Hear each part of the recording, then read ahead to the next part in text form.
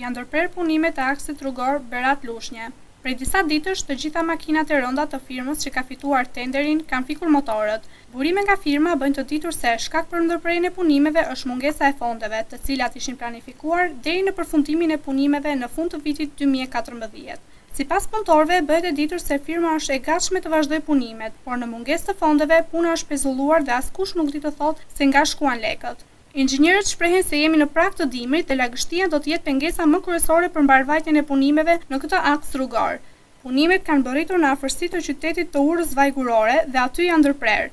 Sipas specialistëve në aksin rrugor Berat-Urë Vajgurore, mësohet se 70% e punimeve ka përfunduar dhe ka mbetur vetëm 30% e tyre, të cilat kanë mbetur jo për faj të firmës, por për shkak të mungesës së fondeve. Sipas punëtorëve, është e nevojshme që punimet të fillojnë menjëherë, pasi gjithë ajo punë që është bërë nga shirat e rrëmbyeshëm mund të shkatërrohet. Gjithsesi, punëtorët janë në pritje të fondeve që të nisin punimet në këtë aks rrugor.